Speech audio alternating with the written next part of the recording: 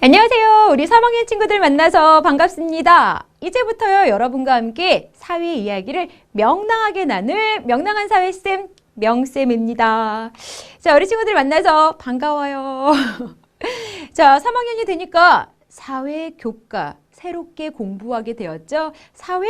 우리가 살아가고 있는 이 주변을 사회라고 부르는 거예요. 더 재밌게 살기 위해서라도 사회에 대해서 알아둘 필요가 있습니다. 그런데요, 처음으로 공부하는 사회 이야기는요, 바로 우리가 살아가는 곳이 제목이에요. 선생님이 조금 전에 말했죠? 사회는 우리가 살아가고 있는 이 주변 모든 걸 가리켜요. 그러니까 가장 처음 우리가 도대체 어떠한 곳에서 살고 있는지 우리가 살아가는 곳에 대하여 공부를 하게 되는 겁니다. 혹시 이렇게 바다 가까운 곳에서 살고 있는 친구 있나요? 혹시 과일 재배하는 일을 하면서 살고 있는 친구 있나요? 직접 우리 친구가 과일 재배 일을 하지 않더라도 부모님이나 뭐 삼촌이나 알고 있는 누군가가 과수원하는 사람 없어요? 또는 논에서 농사 짓는 그런 곳에서 사는 그런 친구 없을까요? 또는 회사, 공장 같은 큰 건물이 많은 도시에 살고 있는 친구 없을까요? 바로 이러한 모습에 대해서 공부하는 게 사회야 라고 생각하시면 돼요. 조금 더 구체적으로요. 첫 번째 우리가 살아가는 곳이라는 단원에는요. 이렇게 4가지 이야기가 들어가 있어요. 도대체 우리가 살고 있는 우리 고장이 어디에 있을까? 위치 이런 것도 알아볼 거고요. 지도라는 걸 통해서 고장의 위치를 알아보기도 해요. 그럼 지도를 제대로 볼 줄 알아야 되겠죠? 지도라고 하는 것에 쓰이는 약속도 공부를 할 겁니다. 그리고 실제로 우리 친구들이 살고 있는 고장의 모습이 어떠한지 여러 고장의 모습을 비교해 볼 거예요. 마지막으로는요, 우리 고장 사람들이 도대체 무슨 일을 하면서 살고 있는지 고장 사람들이 하는 일에 대해서 공부를 할 겁니다. 오늘은 첫 번째 시간이니까 당연히 내가 살고 있는 고장은 어디에 있을까? 위치에 대해서 알아보도록 할게요. 자, 그러면 위치가 도대체 무엇인지 정확히 뜻부터 알아야 합니다. 위치라고 하는 것은요, 무엇이 어디에 있는지를 나타내는 것이에요. 너 어디 있어? 이렇게 물어볼 수도 있고요. 네가 있는 위치가 어디야? 이렇게 물어볼 수도 있어요. 우리 고장이 우리나라 전체에서도 어디에 있는지 그것을 우리 고장의 위치라고 표현할 수도 있는 겁니다. 위치가 무슨 뜻인지 이해되셨나요? 자, 교실에서 내 자리의 위치, 교실에서 내 자리가 어디에 있는지를 뜻하는 거고요. 고장에서 학교의 위치라고 하는 것은요, 우리 고장 전체에서도 내가 다니는 학교가 어디에 있는지를 뜻한다라고 생각하시면 돼요. 자, 그러면요, 교실 모습을 통해서 조금 더 정확하게 위치에 대해서 알아보도록 할게요. 자, 우리 친구들이 매일처럼 다니는 학교 교실의 모습이랑 비슷하지요? 칠판도 있고요. 와, 텔레비전도 천장에서 이렇게 내려오도록 부착되어져 있어요. 사물함도 있고 청소함도 있고 우리 친구들이 이렇게 줄 맞춰 앉아 있습니다. 그러면요, 동그라미 친 한별이가 도대체 교실에서도 어디에 위치해 있는지 위치를 한번 표현해 보도록 할게요. 여러분, 위치를 표현할 때에는요, 여기 있어요. 이렇게 손가락으로 가리키기만 하면 안 돼요. 여기가 어디야? 그 표현을 들은 사람이 한별이는 어디에 있구나. 한별의 위치를 떠올릴 수 있도록 위치는 표현해 줘야 합니다. 그래서요, 보통 방향을 가리키는 앞쪽, 뒤쪽, 왼쪽, 오른쪽 이런 표현이 들어가야지 위치를 정확하게 표현하는 그런 게 되는 건데요. 한별이 동그라미 쳐놨어요. 혹시 못 찾을까 봐. 자, 한별이가 도대체 어디 있지? 하나라는 친구를 기준으로 했을 때는요. 하나의 앞쪽에 앉아 있죠. 그래서 한별의 위치를 표현할 때에는요. 하나의 앞쪽에 있습니다. 이렇게 말해도 되고요. 그리고 또 산들이를 기준으로 해서 한별의 위치를 이번에는 표현해 보려고요. 산들이를 기준으로 했을 때 우리들이 알고 있는 오른손이 가리키는 방향에 있어요. 오른손이 가리키는 방향 오른쪽. 그럼 거꾸로 왼손이 가리키는 방향은 왼쪽. 이렇게 방향이 구분되는 거예요. 근데 오른손이 가리키는 방향에 분명히 한별이가 앉아 있잖아요. 그렇기 때문에 한별이는요, 산들이의 오른쪽에 있습니다 라고 위치를 말할 수 있어요. 그리고 이번엔 소영이가 기준이 됐어요. 소영이 등 쪽에 있죠? 등 쪽은 뒤쪽에 있다라고 표현을 해요. 그래서 한별이는요, 소영이의 뒤쪽에 있어요. 이번에는 또 하늘이를 기준으로 좀 바꾸어서 한별이의 위치를 말해 보도록 할게요. 하늘이를 기준으로 했을 때는 왼손 쪽에 있네. 왼손 쪽, 왼쪽. 그래서 하늘이의 왼쪽에 있습니다. 이렇게 표현이 만들어지는 거예요. 여러분, 선생님은 교과서에 실려 있는 이 교실 그림을 통해서 한별이가 어떠한 친구를 기준으로 했을 때 왼쪽, 오른쪽, 앞쪽, 뒤쪽 어느 쪽에 위치해 있는지 표현을 만들어 봤는데요. 여러분은요, 반드시 내일 학교에 가서요, 여러분의 위치를 주변 친구들을 기준으로 해서 한번 표현해 보도록 하세요. 그래야지 방향을 이용해서 위치를 나타내는 방법을 정확히 이해할 수가 있습니다. 꼭 그렇게 해주리라고 명쌤 믿으면서 다음 이야기 살펴보도록 할게요. 자, 이번에는요, 이제 교실에 있는 텔레비전이라든지 사물함 같은 게 어디에 위치해 있는지 표현을 만들어 보려고요. 자, 수미가 여기 있어요. 수미의 앞쪽에 텔레비전이 이렇게 달려 있네요. 수미의 앞쪽에 텔레비전이 있습니다. 텔레비전의 위치 이렇게 말할 수 있겠죠. 자, 이번에는요, 사물함이 도대체 어디 있는지 또 위치를 말해 보려고요. 사물함은 여기 있는데 여기 있어 이렇게 표현하면 안 된다 그랬죠. 앞쪽, 뒤쪽, 왼쪽, 오른쪽 방향과 관련된 표현을 넣어서 위치를 표현해야 돼요. 이렇게 봤더니 강산이라는 친구를 기준으로 했을 때 강산이의 뒤쪽에, 등 쪽은 뒤쪽이라고 하는 거예요. 그렇죠? 그래서 강산이의 뒤쪽에 사물함이 있다. 이렇게 말할 수도 있고요. 청소함이 어디 있지? 청소함의 위치를 말해주고 싶을 때에는요, 사물함을 기준으로 했을 때는 사물함의 오른쪽에 있다. 이제 기준을 바꿀래요. 민기가 이번엔 기준이에요. 민기의 뒤쪽에 있다. 이렇게 표현은 여러분이 자유롭게 만들 수 있어요. 위치가 무엇인지 이해가 좀 되었나요? 무엇인가를 기준으로 했을 때 왼쪽에 있는지 오른쪽에 있는지 앞쪽에 있는지 뒤쪽에 있는지 이런 식의 표현을 이용해서 나타내는 게 위치구나. 이렇게 이해하시면 되겠습니다.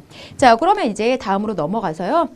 우리는 사실 우리가 살고 있는 고장이 우리나라 전체에서도 혹은 넓은 지역에서도 어디에 위치해 있는지 고장의 위치를 알고 싶은 거야. 고장의 위치를 알기 위해서 이용할 수 있는 4가지 방법을 소개해 드리도록 할게요. 첫 번째 방법, 산과 같이 높은 곳에 올라가는 거예요. 높은 곳에 올라가면 낮은 지역이 넓게 눈에 들어와요. 여기에 명쌤이 올라갔다라고 상상을 해봅시다. 엄청 높기 때문에 아래 지역이 모두 눈에 들어오겠죠. 근데 명쌤이 살고 있는 고장은 바로 이 고장이에요. 와, 내가 살고 있는 고장은 여기에 있다. 아, 산의 앞쪽에 있구나. 위치 알 수 있잖아요. 이런 식으로 산과 같이 높은 곳에서 내려다보게 되면요, 우리가 살고 있는 고장의 위치 알 수 있어요. 두 번째 방법, 항공사진이라는 걸 이용하는 거예요. 비행기에서 땅의 모습을 찍은 사진을 항공사진이라고 불러요. 비행기는 하늘을 높게 떠다니니까 하늘에서 내려다본 그런 땅의 모습이 사진에 찍혀져 있겠죠? 그러한 사진을 통해서 이 사진에서도 우리 고장은 바로 강 왼쪽에 있어. 우리 고장은 여기에 있어. 그러면 강의 오른쪽에 있어. 이런 식으로 위치 알 수 있습니다. 여기에서 항공사진이라는 단어가 좀 어렵죠? 여기 적혀져 있어요. 비행기에서 땅의 모습을 찍은 사진을 항공사진이라고 부르기 때문에요. 이러한 사진을 통해서도 위치 알 수 있습니다. 세 번째 방법 알려드릴게요. 자, 주소 많이 들어보지 않았어요? 여러분 집 주소 말해보세요. 정말로 말해보세요. 집 주소. 3학년 정도 되면은 집 주소 말할 수 있어야 돼요. 집 주소 막 말하고 있는 친구도 있죠? 잘했어요. 바로 그러한 주소를 이용해서도 우리는 고장의 위치라는 걸 알 수 있습니다. 자, 주소라고 하는 것은요, 사람이 사는 곳, 건물이 자리 잡고 있는 곳을 나타내는 그런 것이거든요.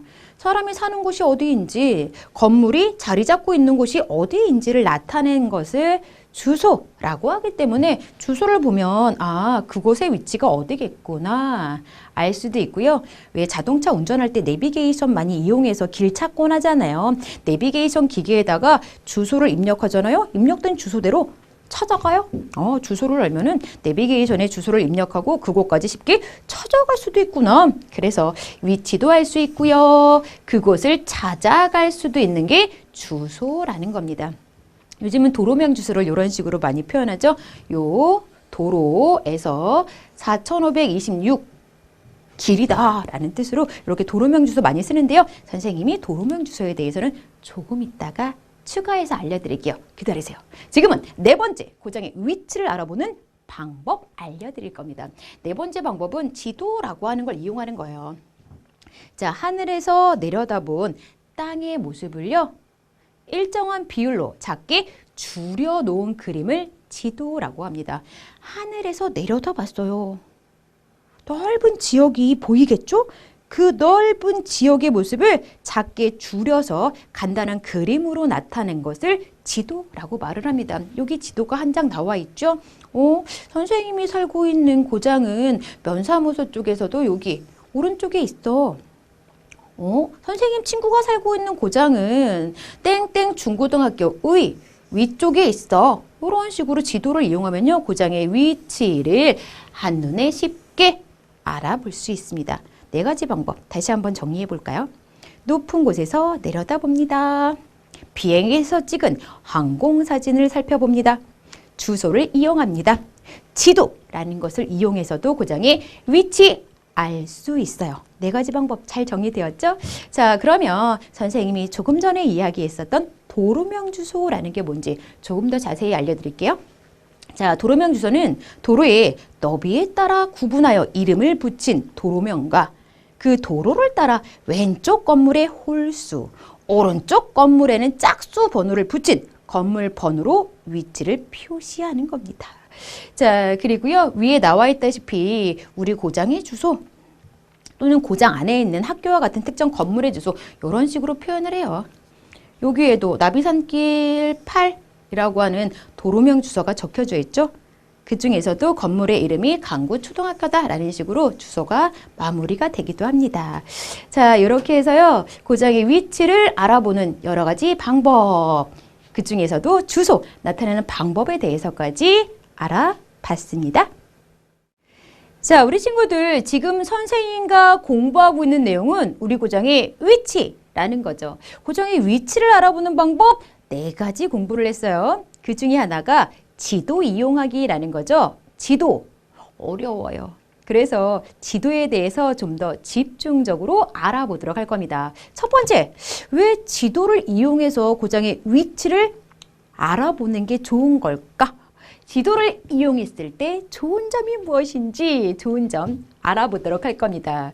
자, 지도를 이용하면요, 이 하늘에서 내려다본 땅의 모습을 작게 줄여서 간단하게 그려놓은 게 지도예요. 넓은 지역의 모습이 간단하게 그려져 있다는 거죠. 넓은 지역 중에서도 우리 집, 우리 고장의 위치를 한눈에 쉽게 알아볼 수 있는 게 지도예요. 그것 자체가 좋은 점이죠. 한눈에 쉽게 알아볼 수 있다. 그리고 우리 집이나 우리 고장의 위치만이 아니라 넓은 지역의 모습이 간단하게 담겨져 있다 보니까 다른 고장은 어디에 위치해 있지? 우리 집이 아닌 다른 건물은 또 어디에 위치해 있지? 다른 장소나 건물도 쉽게 위치를 파악해서 그곳도 찾아갈 수 있도록 도와줘요. 자, 찾아갈 수 있도록. 자, 그리고요, 우리나라에서 우리 고장의 위치를 한눈에 쉽게 알 수도 있습니다. 여기 세 번째 이야기는요, 조금 있다가 우리나라 전체 모습이 담겨져 있는 지도를 보여드릴 거예요. 그 지도를 보고 나면은 정말이네. 우리나라 전체에서 내가 살고 있는 고장이 어디에 있는지 쉽게 찾을 수 있을 거예요. 조금 기다려 주시면 돼요. 일단 지도를 이용해서 고장의 위치를 알아볼 때 좋은 점, 한눈에 쉽게 볼 수 있다. 다른 장소, 건물도 쉽게 위치를 파악하여 찾아갈 수 있다. 우리나라에서 우리 고장이 어디에 위치해 있는지도 한눈에 쉽게 알 수 있다. 자, 이렇게 좋은 지도 오늘날 우리만 사용하고 있는 게 아니더라고요. 옛날 사람들도요, 지도를 그려서 사용을 했더라고요. 옛날 사람들이 만든 지도입니다. 근데 우리는 보통 종이에 지도를 그려서 작게 접어서 혹은 둘둘 말아서 많이 사용하는데 옛날 사람들은 종이가 오늘날처럼 없었던 거죠. 그래서 이렇게 점토판에다가 지도를 그려놓는 그러한 생활을 했었대요. 점토판 지도는 진흙으로 만든 점토판에 나뭇가지 같이 뾰족한 걸 이용해서 지도를 이렇게 그려놓은 거예요. 그 다음에 햇볕에 말려서 아주 단단하게 굳힌 겁니다. 단단하게 굳혔기 때문에 오랜 시간이 지나도 점토판에 새겨놓은 지도가 변하지 않았어요. 우와, 옛날 사람들 지혜가 있었구나. 그 지혜가 요거예요. 단단하게 굳혀서 만들었기 때문에 오랜 시간이 지나도 변하지 않는데요. 옛날 사람들은 나무줄기에 조개 껍데기와 산호 조각을 붙이거나 동물의 가죽에 나무 조각을 붙여 지도를 만들기도 했다라고 합니다. 앞에서 살펴본 바대로 지도는 좋은 점을 가지고 있잖아요. 그 좋은 점을 옛날 사람들부터 잘 이용하며 생활했구나. 이렇게 정리하시면 좋아요. 다음 가보도록 합시다. 지도를 이용하여 실제로 고장의 위치를 알아볼 거예요. 자, 첫 번째 우리나라 전체 지도를 이용할 겁니다. 선생님이 앞에서 여러분 조금 있다가요. 우리나라 전체 모습이 담겨져 있는 지도 살펴볼 거예요.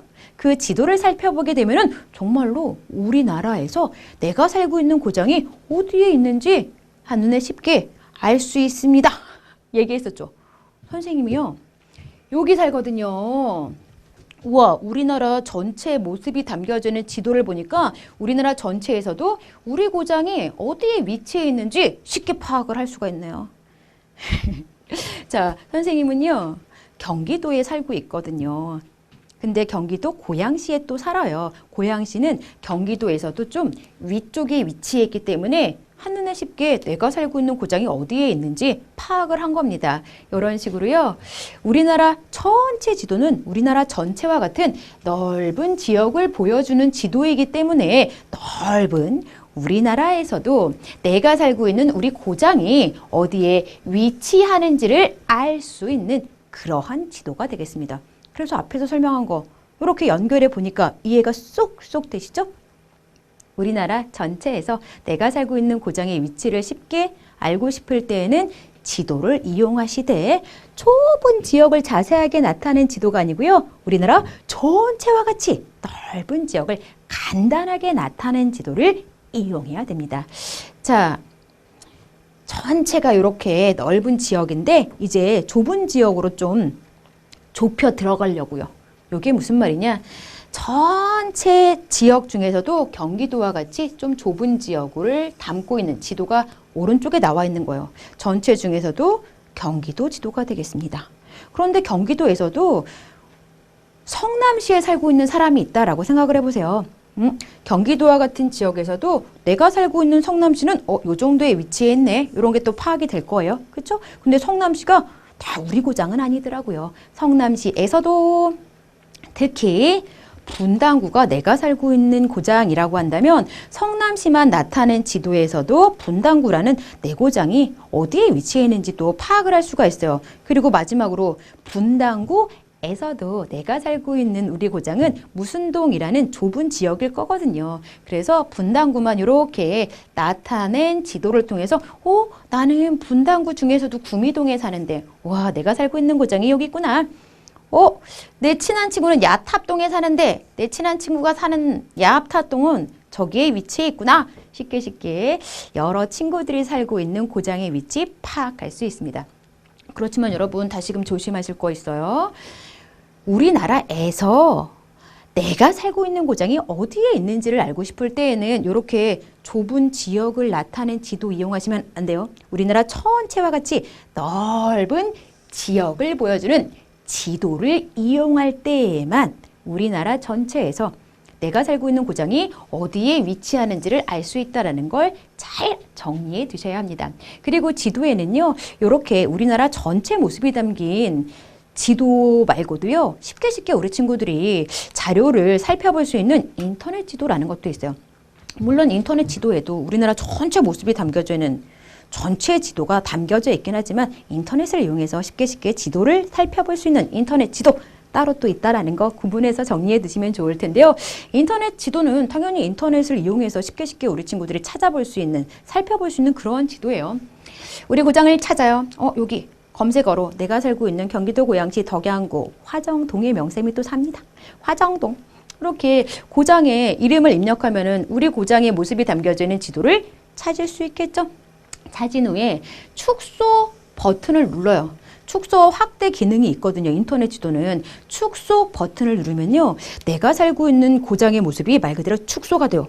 점점 작아져요. 점점 작아지면서요, 똑같은 크기의 화면을 주변 지역까지 넓게 보여주기 시작합니다. 내가 살고 있는 고장은 작게 축소되지만 그만큼 나머지 화면에 주변 지역까지 넓게 보여주기 시작하는 거예요.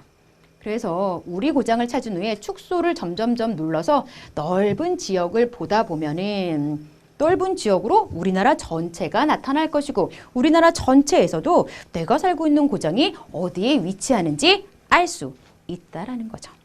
됐어요. 이렇게 좀 간편하게 우리 고장의 위치 알 때 이용할 수 있는 지도가 우리나라 전체 지도, 더불어서 인터넷 지도 같은 게 있다는 거 정리가 좀 되었을까요? 자, 그러면요, 다음으로 넘어가서 마지막 이야기입니다. 이거는 좀 특별한 내용인데요. 등대 아시죠? 등대. 배들이 안전하게 다니도록 도와주는 등대. 색깔이 2개로 나뉘어져 있습니다. 빨간색 등대도 있고요. 흰색 등대도 있습니다. 의미가 좀 달라요. 빨간색 등대는요, 빨간 불빛을 내요. 그리고 더불어서 바다에서 항구 쪽을 바라볼 때 등대의 오른쪽이 위험합니다. 거기 위험한 시설이 있으니까 배들이 왼쪽으로 돌아가야 합니다. 이런 뜻의 등대가 빨간색 등대예요. 그리고 흰색 등대는 반대예요, 반대. 흰색 등대라고 해서 흰색 불빛을 내는 건 아니에요. 초록 불빛을 내요, 초록 불빛. 이렇게 초록 불빛이 반짝반짝이면 흰색 등대구나 라고 이해하시면 되고요. 이러한 것은 바다에서 항구 쪽을 볼 때 등대의 왼쪽이 위험합니다. 왼쪽에 위험한 게 있으니까 어떻게 돌아가야 돼요? 오른쪽으로 돌아가야죠. 오른쪽으로 가라는 뜻이구나. 우리 친구들이 당장 배를 운전할 일은 없지만 그래도 상식으로 알아두시면 좋을 것 같아요. 됐을까요? 자, 이렇게 해서 마지막 이야기, 등대의 색깔이 왜 다를까? 까닭까지 살펴보는 게 마무리되었네요.